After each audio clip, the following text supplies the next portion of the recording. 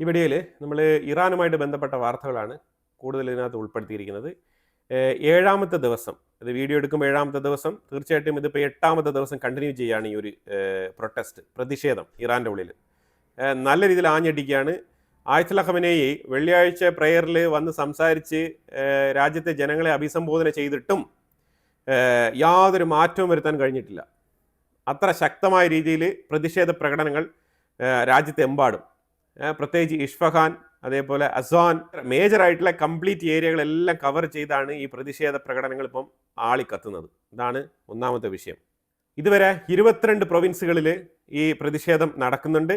8 പേരിലധികം കൊല്ലപ്പെട്ടിട്ടുണ്ട് ഈ ഒരു പ്രതിഷേധത്തിൻ്റെ ഇടയിൽ. 44 പേർക്ക് വെടിയേറ്റിട്ടുണ്ട്. ഈ വെടിവെക്കുന്നതെല്ലാം തന്നെ IRGCയിൽ പെട്ട ഉദ്യോഗസ്ഥരാണ് പൊതുജനങ്ങൾക്ക് നേരെ വെടിയുതിർക്കുന്നത്. 44 പേരാണ് ഈ വെടിവെപ്പിൽ വൂണ്ടഡായിരിക്കുന്നത്.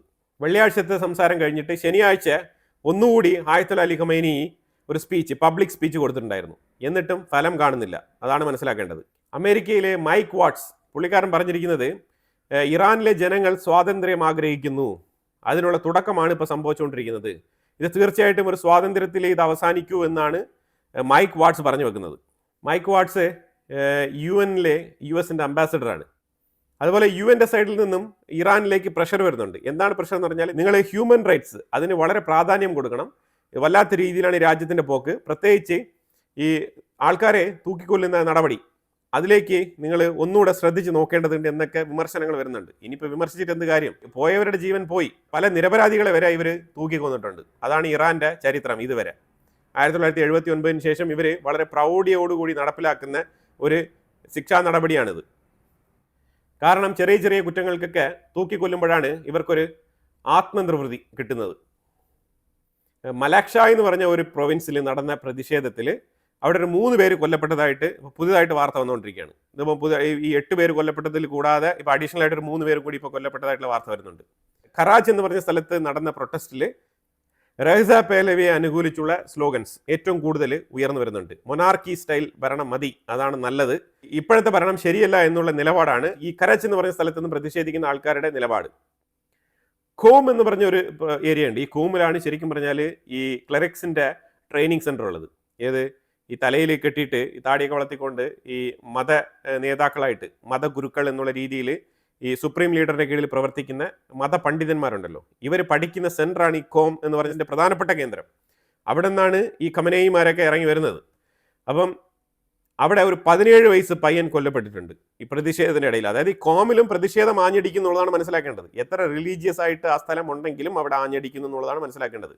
ഈ ഖോം എന്ന് പറഞ്ഞ സ്ഥലം എന്ന് പറഞ്ഞു കഴിഞ്ഞാൽ ഏതാണ്ട് സൗദിയിൽ റിലീജിയസ് ആയിട്ട് സെഗ്രിഗേറ്റ് ചെയ്ത് വെച്ചിരിക്കുന്ന സ്ഥലത്തിന് തുല്യമാണ് ഈ ഖോം എന്ന് പറയുന്ന സ്ഥലം ഇറാനിൽ. ആ സ്ഥലത്തും കൂടിയാണ് പ്രതിഷേധങ്ങൾ നടക്കുന്നത്. IRGC ആണെങ്കിൽ ഇപ്പം നിലവിൽ തുരിതരാ വെടിവെക്കുകയാണ്. കാണുന്നവരെല്ലാം വെടിവെച്ചിടുന്ന അവസ്ഥയാണ് ഇപ്പം നിലവിൽ. കാരണം 8 ദിവസമായല്ലോ. അപ്പോൾ അതുകൊണ്ട് ഇനിയിപ്പോൾ നോക്കി നിന്നിട്ട് കാര്യമില്ല, വെടിവെക്കാം. അപ്പോൾ മാക്സിമം ചെയ്യാൻ പറ്റുന്നത് ചെയ്യുക എന്നുള്ള രീതിയിലുള്ള തീരുമാനം എടുത്ത് മുന്നോട്ട് പോകുന്നതായിട്ടാണ് മനസ്സിലാക്കാൻ പറ്റുന്നത്. എന്തുകൊണ്ട് ട്രംപിന്റെ ഭീഷണിയെ ഇറാൻ വളരെ സീരിയസ് ആയിട്ട് തന്നെ നോക്കി കാണണം എന്ന് ചോദിച്ചു കഴിഞ്ഞാൽ, ഇപ്പം വെനിസുലയിൽ ഇപ്പോൾ സംഭവിച്ചല്ലോ, അതുപോലെ തന്നെ ഇപ്പോൾ ഇറാനിൽ നാളെ സംഭവിക്കുകയാണെന്നുണ്ടെങ്കിലും അവിടെയും ചോദിക്കാനും പറയാനും ആരും വരില്ല. ഇപ്പോൾ വെനിസുലയിൽ നിങ്ങൾ നോക്കൂ, ആരും തന്നെ ഒരു യൂറോപ്യൻ രാജ്യങ്ങൾ പോലും തിരിഞ്ഞു നോക്കുന്നത്. യൂറോപ്യൻ രാജ്യങ്ങളെല്ലാം തന്നെ അവരെല്ലാം കള്ള നാണയങ്ങളാണ്. അവരെല്ലാം തന്നെ ഇങ്ങനെ ഡെമോക്രസി ആനയാണ് തേങ്ങയാണെന്നൊക്കെ പറയും. പക്ഷേ കാര്യത്തോട് അടുക്കുമ്പോൾ അവരാരും തന്നെ ഒരു അക്ഷരം മിണ്ടില്ല എന്നുള്ളതാണ്. ഇപ്പം അമേരിക്കയ്ക്കെതിരെ ഏതെങ്കിലും ഒരു യൂറോപ്യൻ രാജ്യം മിണ്ടിയോ? ഫ്രാൻസ് മാത്രമാണ് ശരിക്കും അമേരിക്ക ചെയ്തത് ശരിയല്ല എന്ന് പറഞ്ഞിരിക്കുന്നത്. ബാക്കിയുള്ള ഒരുത്തനും മിണ്ടിയിട്ടില്ല. അതാണ് മനസ്സിലാക്കേണ്ടത്. ഇവരെല്ലാം തന്നെ നമ്മൾ നോക്കേണ്ടത് വെച്ചാൽ ഇവർ അവരുടെ ചേരിയിൽ നിൽക്കുന്ന ആൾക്കാരാണ്. ഈ വെസ്റ്റേൺ ചേരി എന്ന് പറഞ്ഞാൽ ആ ചേരിയിൽ ചേർന്ന് നിൽക്കുന്ന ആൾക്കാരാണ്. അവർ പോലും ഈ അരാജകത്വത്തിനെതിരെ ഒരു വാക്ക് മിണ്ടുന്നില്ല എന്നുള്ളതാണ്. ഒരു രാജ്യത്തിലും ഡിക്റ്റേറ്റർഷിപ്പ് പാടില്ല, ഡെമോക്രസി വേണം എന്ന് ആഗ്രഹിക്കുന്ന ആൾക്കാരാണ് ഈ വെസ്റ്റേൺ രാജ്യങ്ങൾ എന്ന് പറയുന്ന ഈ ഇരട്ടത്താപ്പിൻ്റെ ആൾക്കാർ. എന്നിട്ട് ഇവർ റെജീം ചേഞ്ച് നടത്തുന്നു, ഓക്കെ ഫൈൻ. എന്നാൽ അവിടെ ഇലക്ഷൻ കണ്ടക്ട് ചെയ്യുമോ എന്നുള്ളതാണ് ചോദ്യം. ഇത് മനസ്സിലാക്കിക്കൊണ്ട് വേണം നമ്മൾ മുന്നോട്ട് പോകാൻ. എന്നാൽ ആ രാജ്യത്തിനുള്ള അസറ്റുകൾ ആ രാജ്യത്തിന് തന്നെ കൊടുക്കുമോ? അവിടെ ഇവർ കൃത്യമായിട്ട് ഇവർക്ക് അജണ്ടയുണ്ട്. ഇറാഖിലെ ഇന്ന് മേജറായിട്ടുള്ള എല്ലാ എണ്ണപ്പാടങ്ങളും ഹാൻഡിൽ ചെയ്യുന്നത് അമേരിക്കയാണ്, നമ്പർ 1. അഫ്ഗാനിസ്ഥാനിലാണ് ഇവർക്കൊരു അബദ്ധം പറ്റിയത്. അവർ ഒരു മുൻധാരണകളില്ലാണ്ട് ഈ റെയർ എർത്ത് എലമെന്റ്സുമായിട്ട് ബന്ധപ്പെട്ട ചിന്തകളൊന്നും ഇല്ലാണ്ട് എത്രയും വേഗം നമുക്കുണ്ടായ നഷ്ടം നികത്തിയിട്ട് നമുക്ക് ഇവിടെ നിന്ന് എങ്ങനെയെങ്കിലും രക്ഷപ്പെട്ട് പോയാൽ മതി എന്നുള്ള നിലയിൽ ആയുധങ്ങൾ ഇവരെ ഒഴിവാക്കിയിട്ട് അവർ വണ്ടി കയറി പോയത്. അഫ്ഗാനിസ്ഥാനിൽ. പിന്നീടാണ് അവർക്ക് മനസ്സിലായത് നമ്മൾ അവിടെ കാണിച്ചത് ഒരു വലിയ മിസ്റ്റേക്കാണ്. കൃത്യമായിട്ട് അവിടെ നമ്മൾ ഉണ്ടായിരുന്നെങ്കിൽ റയർ എർത്ത് എലമെന്റ്സിൽ നമുക്കൊരു ഡോമിനേഷൻ കിട്ടുമായിരുന്നു. അതുപോലെ തന്നെ ചൈനയെ വളരെ തൊട്ടടുത്ത് തന്നെ വെച്ച് ക്ലോസ് പ്രോക്സിമിറ്റിയിൽ മോണിറ്റർ ചെയ്യാൻ പറ്റുമായിരുന്നു. ഏഷ്യൻ സൈഡിൽ ആധിപത്യം നേടാൻ വേണ്ടിയിട്ട് കൃത്യമായിട്ടുള്ള എയർബേസും കാര്യങ്ങളൊക്കെ നമുക്ക് ഉണ്ടായിരുന്നു. ഇന്ന് പാകിസ്ഥാന്റെ കാലും പിടിച്ച് നടക്കേണ്ട ഒരു ആവശ്യമില്ലായിരുന്നു. അതെല്ലാം ഇപ്പോഴാണ് അവർക്ക് മനസ്സിലാവുന്നത്. എനിവേ, അതൊരു മണ്ടത്തരമായിട്ട് തന്നെയാണ് അമേരിക്ക കണക്കാക്കുന്നത്. ഇപ്പോൾ അവർക്ക് അഫ്ഗാനിസ്ഥാൻ വേണം, പക്ഷേ ഇപ്പം അഫ്ഗാനിസ്ഥാൻ വേറെ രീതിയിൽ സഞ്ചരിച്ചുകൊണ്ടിരിക്കുകയാണ്. അപ്പോൾ ഒന്നും ചെയ്യാൻ പറ്റാത്ത സാഹചര്യം. ഇതാണ് ഇപ്പം നിലവിലെ അഫ്ഗാനിസ്ഥാനുമായിട്ട് ബന്ധപ്പെട്ട അവസ്ഥ. അപ്പോൾ അതുകൊണ്ടാണ് ഇപ്പം ഇറാനെ നാളെ ഇപ്പം വെനിസുലയിൽ ചെയ്തതുപോലെ വന്ന് ചെയ്യുന്നെങ്കിൽ തന്നെയും ആരും ഒന്നും മിണ്ടാനില്ല. അതാണ് സംഭവം. ഇന്നത്തെ ഒരു സാഹചര്യം അനുസരിച്ച് അമേരിക്ക വന്ന് എന്തെങ്കിലും ചെയ്യുന്നുവെങ്കിൽ ആർക്കും തന്നെ ഒന്നും ചെയ്യാനില്ല എന്നുള്ളതാണ് മനസ്സിലാക്കേണ്ടത്. അപ്പം അതിനൊരു ഡെമോൺസ്ട്രേഷൻ എന്നുള്ള നിലയിൽ വേണം ഈ വെനിസുലയെ നോക്കിക്കാണാൻ. അതുകൊണ്ടാണ് ഇറാന് പല എക്സ്പേർട്സും ഇപ്പം താക്കീത് കൊടുക്കുന്നത്. ശരിക്കും നിങ്ങൾ സൂക്ഷിക്കണം, ഇല്ല എന്നുണ്ടെങ്കിൽ പണി കിട്ടും എന്നുള്ളൊരു സൂചന ഇപ്പം ഇറാന് കൊടുക്കുന്നത്. ഇപ്പം ആയത്തുള്ള ഖമനേയി ഇതിനു മുമ്പ് ഭയങ്കരമായിട്ടുള്ള സ്റ്റേറ്റ്മെന്റുകൾ, ഈ നിക്കോളാസ് മദുറാവോ സംസാരിക്കുന്ന പോലെ തന്നെ ഹാർഷായിട്ടുള്ള സ്റ്റേറ്റ്മെന്റുകൾ തന്നെയാണ് പറഞ്ഞുകൊണ്ടിരിക്കുന്നത്. അതായത് ഡെത്ത് ടു അമേരിക്ക വരെ പറഞ്ഞുകൊണ്ടിരുന്ന വ്യക്തിയാണ് ആയത്തുള്ള ഖമനേയി. തീർച്ചയായിട്ടും അവർക്കുള്ള പണി അടുക്കളയിൽ ഒരുങ്ങുന്നുണ്ട്. അത് മാത്രമാണ് മനസ്സിലാക്കാൻ പറ്റുന്നത്. അപ്പൊ ഇപ്പം ഈ പ്രതിഷേധകർ ഒരു വിഷയം കൂടി ചേർത്ത് പറയുന്നുണ്ട്. ആയത്തുള്ള ഖമനേയി തീർച്ചയായിട്ടും നല്ല രീതിയിൽ പ്രാർത്ഥിക്കേണ്ടിയിരിക്കുന്നു. എന്തുകൊണ്ടാണ്?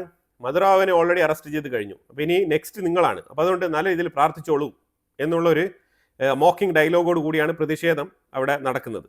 ഇപ്പൊ വെനിസുലയിൽ നടന്ന സംഭവം ഈ പ്രതിഷേധകർക്ക് ഒരു ആവേശമായിട്ടുണ്ട് ഇറാന്റെ ഉള്ളിൽ. പ്രതിഷേധങ്ങൾ എന്ന് പറഞ്ഞാൽ ഇപ്പം മഷാദ് എന്ന് പറഞ്ഞ സ്ഥലം, ഷിറാസ് എന്ന് പറഞ്ഞ സ്ഥലം, കർമൻഷാ എന്ന് പറഞ്ഞ സ്ഥലം, ഇവിടെ എല്ലാം 8 ദിവസമായിട്ട് പ്രതിഷേധങ്ങൾ നല്ല രീതിയിൽ നടക്കുന്നുണ്ട്. ഇസ്രായേലിന്റെ ഓപ്പോസിറ്റ് ലീഡർ യായിർ ലാപ്പിഡ് പറഞ്ഞിരിക്കുന്നത് വെനിസുലയിൽ സംഭവിച്ചത് ഇറാന് ഒരു വാണിംഗ് ആണെന്നുള്ള ഒരു മുന്നറിയിപ്പാണ് കൊടുത്തിരിക്കുന്നത് യായിർ ലാപ്പിഡ്. അതായത് ഇസ്രായേലിന്റെ ഉള്ളിലും എക്സിക്യൂട്ടീവ് കമ്മിറ്റിയിലും വളരെ വ്യക്തമായിട്ടുള്ള തീരുമാനങ്ങൾ തകൃതിയായിട്ട് നടക്കുന്നുണ്ട്. അതാണ് മനസ്സിലാക്കേണ്ടത്. സൈലന്റ് ആയിട്ടാണ് നടക്കുന്നത്. എന്ത് വേണേലും സംഭവിക്കാം ഇറാന്റെ ഉള്ളിലും. ഈ പ്രതിഷേധം ഒരു 4-5 ദിവസം കൂടി ഇങ്ങനെ നടക്കുകയാണെന്നുണ്ടെങ്കിൽ ഒരു കൃത്യമായിട്ടുള്ള ഒരു ഡിസിഷൻ ഇറാന്റെ മേളിൽ ഉണ്ടാവും. അതാണ് മനസ്സിലാക്കേണ്ടത്. ഇറാന്റെ ഒരു MP, IRGCയുടെ MP ആണ്. പുള്ളിക്കാരൻ പറഞ്ഞിരിക്കുന്നത് ഇസ്മായിൽ കോസരി എന്നാണ് ഇയാളുടെ പേര്. ഈ ഇസ്മായിൽ കോസരി പറഞ്ഞിരിക്കുന്നത് ഏതെങ്കിലും തരത്തിൽ ഇസ്രായേലോ അമേരിക്കയോ ഇറാന്റെ മേളിൽ ഒരു ആക്രമണം നടത്തിക്കളയാം എന്ന് തീരുമാനിക്കുന്നെങ്കിൽ ശക്തമായ രീതിയിൽ തിരിച്ചടിക്കുമെന്നാണ് ഇവർ പറഞ്ഞിട്ടിരിക്കുന്നത്. ഇതെല്ലാം തന്നെ മദുറാവിന്റെ ആ ഒരു സെയിം ലെവൽ സ്റ്റേറ്റ്മെന്റ് ആയിട്ട് വേണമെങ്കിൽ നമുക്ക് കരുതാം. ഓൺലി സ്റ്റേറ്റ്മെന്റ്സ്, അത്രയേ ഉള്ളൂ.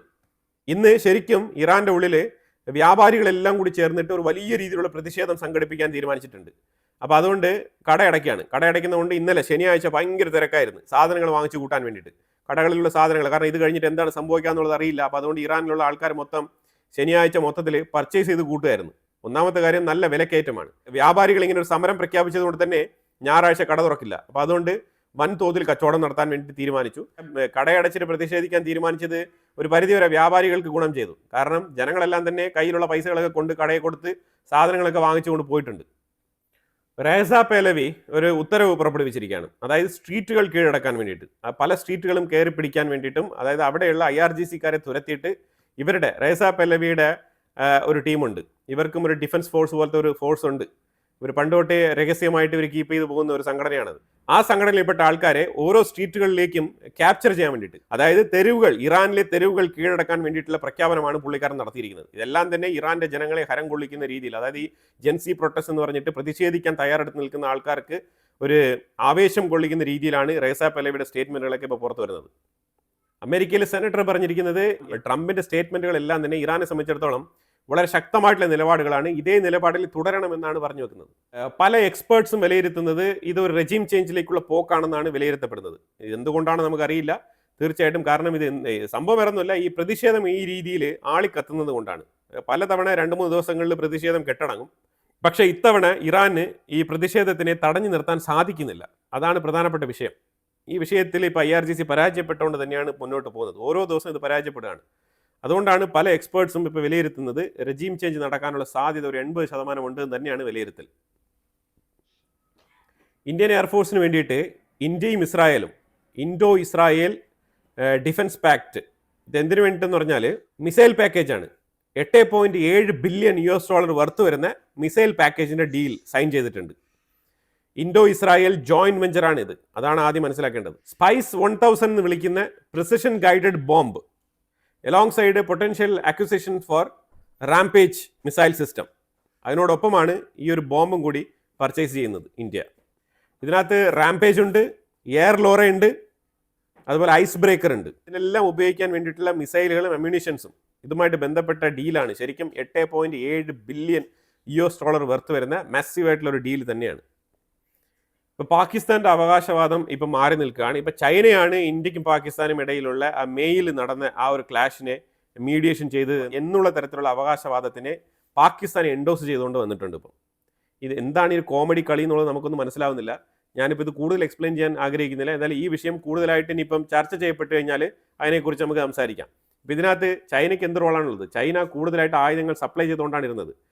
തികച്ചും ചൈനയുടെ ആയുധങ്ങളാണ് ഓപ്പറേഷൻ സിന്ദൂറിൽ നിരുപാധികം പരാജയപ്പെട്ടത്. ഇത് ആ രീതിക്ക് വേണം മനസ്സിലാക്കാൻ. ഇന്ത്യ ഒരു സൈഡിൽ മിണ്ടാതെ അവിടെ ഇരിപ്പുണ്ട്, യുവമാരെല്ലാം ചുറ്റി ഇങ്ങനെ കോമാളിക്കളി കളിച്ചുകൊണ്ടിരിക്കുകയാണ്. അതാണ് മനസ്സിലാക്കേണ്ടത്.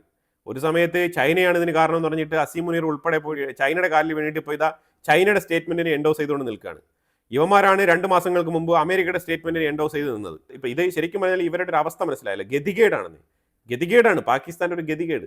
അതിൽ വേറെ ഒന്നും നമുക്ക് പറയാനില്ല. ഇന്ത്യ നടത്തിയ ഒരു ഒറ്റ യുദ്ധം 4 ദിവസത്തേത്, കൃത്യമായിട്ട് പറഞ്ഞാൽ ഒരു 80 മണിക്കൂർ നടത്തിയ ഈ ഒരു യുദ്ധം, ആ ഒരു യുദ്ധം ഉണ്ടാക്കിയ ഒരു കോളിളക്കമുണ്ടല്ലോ, അത് ചെറുതല്ല. ശരിക്കും പറഞ്ഞാൽ Pakistan Taimur air launcher missile system പരീക്ഷിച്ച് വിജയിച്ചതായിട്ടുള്ള ഒരു സ്റ്റേറ്റ്മെന്റ് പുറത്തു വരുന്നുണ്ട്. ഒരു വീഡിയോ ക്ലിപ്പും അതിനോടൊപ്പം വരുന്നുണ്ട്. അവർ ഈ പരീക്ഷണം നടത്തി വിജയിച്ചു എന്ന് തന്നെയാണ് മനസ്സിലാക്കാൻ പറ്റുന്നത്. 600 കിലോമീറ്ററാണ് ഇതിൻ്റെ ഒരു ദൂരപരിധി, ഈ ഒരു അറ്റാക്കിംഗ് പരിധി, സ്ട്രൈക്കിംഗ് കപ്പാസിറ്റി. ആ ഒരു പരിധി 600 കിലോമീറ്ററാണ്. അതിനുള്ളിലാണ്, വിതിൻ ദാറ്റ് റേഞ്ച്. ഇത് അവർ സ്വന്തമായിട്ട് നിർമ്മിച്ചതാണോ എന്ന് ചോദിച്ചാൽ ഫുൾ ആൻഡ് ഫുൾ ഇൻഡിജീനിയസ് ആയിട്ട് പാകിസ്ഥാൻ നിർമ്മിച്ചതാണെന്നാണ് പറയുന്നത്. പക്ഷേ ഇതിന് ചൈനയുടെ അകമഴിഞ്ഞ സപ്പോർട്ട് ഇതിൻ്റെ പുറകിലുണ്ട് എന്നുള്ളതാണ് മനസ്സിലാക്കേണ്ടത്. ചൈനീസ് സിസ്റ്റം തന്നെയാണ്, അതിനകത്ത് ഒരു മാറ്റമൊന്നുമില്ല. ആ തൈമൂർ എയർ ലോഞ്ചറിൻ്റെ ആ ഒരു ഡിസൈൻ കണ്ടു കഴിഞ്ഞാൽ തന്നെ വളരെ വ്യക്തമായിട്ട് മനസ്സിലാക്കാൻ പറ്റും. നല്ല ചുമന്ന കളറിലാണ് ഉള്ളത്, മനസ്സിലായത്? ചൈനയുടെ കളറാണ് ഈ ചുമപ്പ് എന്നുള്ളതൊക്കെ, ചൈനയുടെ കളറാണ്. ഇവർക്ക് പച്ച അതിനകത്ത് അടിക്കാൻ പറ്റിയിട്ടില്ല. എനിവേ, അതിൻ്റെ ഡീറ്റെയിൽസ് നമുക്ക് പിന്നീട് കൂടുതൽ അവകാശവാദങ്ങളുമായിട്ട് ഇവർ മുന്നോട്ട് വരുമ്പോഴത്തേക്കും നമുക്ക് അതിനെക്കുറിച്ച് നോക്കാം. തൽക്കാലം അവർ വിജയകരമായിട്ട് ഈ ഒരു പരീക്ഷണം പൂർത്തിയാക്കിയിട്ടുണ്ട്. കാരണം നമ്മൾ മനസ്സിലാക്കേണ്ടത് പാകിസ്ഥാൻ എന്ത് നിർമ്മിച്ചാലും അതിൻ്റെ കളർ പച്ചയായിരിക്കും, അതാണ് മനസ്സിലാക്കേണ്ടത്. ഇത് ചുമന്ന കളറാണ്. അപ്പോൾ തീർച്ചയായിട്ടും അവർ ചെയ്തതല്ല എന്നുള്ളതിന് ആ ഒറ്റൊരു എക്സാമ്പിൾ മതി. കളർ കോഡ് പാകിസ്ഥാൻ്റെ ഉള്ളിൽ ചുമന്ന കളർ എന്ന് പറയുന്നത് ഒരു മിസൈലിൻ്റെ ചെറിയ അറ്റത്തൊക്കെ ഉണ്ടാവുള്ളൂ. അതും കൂടി നമുക്ക് പച്ച കളറാക്കാൻ പറ്റിയെങ്കിൽ എന്ന് ചിന്തിക്കുന്ന ആൾക്കാരാണ് അവർ. അപ്പം അത്രമാത്രം പച്ചമയമായിട്ട് ചിന്തിക്കുന്ന ആൾക്കാരാണ്. അപ്പോൾ അതുകൊണ്ട് തന്നെ നമ്മൾ ഈ ഒരു വിഷയത്തിൽ ഫുൾ ക്രെഡിറ്റ് അവർക്ക് കൊടുക്കേണ്ട ആവശ്യമില്ല. അവരുടെ പക്കൽ, ഇപ്പോൾ ചൈനയുടെ പക്കൽ നിന്ന് ഏതെങ്കിലും ഒരു മിസൈൽ വാങ്ങിച്ചിട്ട് പാകിസ്ഥാൻ നിർമ്മിച്ചതാണെന്ന് പറഞ്ഞിട്ട് അവർക്ക് പരീക്ഷണം നടത്താനും യാതൊരു മടിയും ഇല്ലാത്ത ആൾക്കാരാണ്. എന്തെങ്കിലുമൊക്കെ ഒന്ന് ചെയ്യണം അവർക്ക്. കാരണം ഇന്ത്യയെ ഒന്ന് കവർ ചെയ്ത് മുന്നോട്ട് പോകണം എന്നുണ്ടെങ്കിൽ എന്തെങ്കിലുമൊക്കെ ചെയ്തുകൊണ്ടിരിക്കണം എന്നുള്ളതാണ് അവരുടെ ഒരു ബാധ്യത. അവർ ലയബിലിറ്റി ആയിട്ട് മാറിയിരിക്കുകയാണ് ഇപ്പം. അതാണ് അവർ ചെയ്തുകൊണ്ടിരിക്കുന്നത്. സുപ്പാർക്കോയൊക്കെ അവിടെ പൂട്ടിക്കെട്ടി വെച്ചിട്ട് കുറേ വർഷങ്ങളായി. എന്തിനു വേണ്ടിയിട്ടാണ് അവർ സുപ്പാർക്കോ കൊണ്ടു നടക്കുന്നത് എന്നുള്ളത് അവർക്ക് തന്നെ അറിയില്ല എന്നുള്ളതാണ്. ഇന്ത്യ എന്തെങ്കിലുമൊക്കെ മിഷൻസ് നടത്തുമ്പോഴത്തേക്കും അവർ പണ്ട് പലപ്പോഴും ഞങ്ങളും ചെയ്യും, ഞങ്ങളും നടത്തും, ഞങ്ങൾ പ്രപ്പോസ് ചെയ്തിട്ടുണ്ട്, ഞങ്ങൾ 5 വർഷം കഴിഞ്ഞിട്ട് നടത്തും എന്നൊക്കെ പറഞ്ഞുകൊണ്ടിരിക്കുമായിരുന്നു. പക്ഷേ പിന്നീട് ഇന്ത്യയുടെ ISROയുടെ ഒരു കുതിച്ചു ചാട്ടം, അതിന് മുന്നിൽ സുപ്പാർക്കോയ്ക്ക് പിന്നെ പിടിച്ചു നിൽക്കാൻ പറ്റാത്ത സാഹചര്യമാണ്. പിന്നെ അവർ ഇനി എന്ത് കള്ളത്തരം പറഞ്ഞിട്ട് എന്ത് കാര്യം? ഇനി ചന്ദ്രനിലൊക്കെ ഇവർ എന്ന് പോയി ഇറങ്ങാൻ? അതാണ് ഇപ്പോൾ നിലവിലെ സാഹചര്യം. അപ്പോൾ എന്തായാലും ഇറാനുമായിട്ട് ബന്ധപ്പെട്ട ഒരുപാട് വിഷയങ്ങളാണ് ഈ വീഡിയോയിൽ നമ്മൾ കവർ ചെയ്തത്. ഇതിനെക്കുറിച്ചുള്ള അഭിപ്രായങ്ങൾ കമന്റ് ബോക്സിൽ രേഖപ്പെടുത്തുക. കൂടുതൽ വാർത്തകളുമായിട്ട് അടുത്ത വീഡിയോയിൽ വരാം. Thank you so much.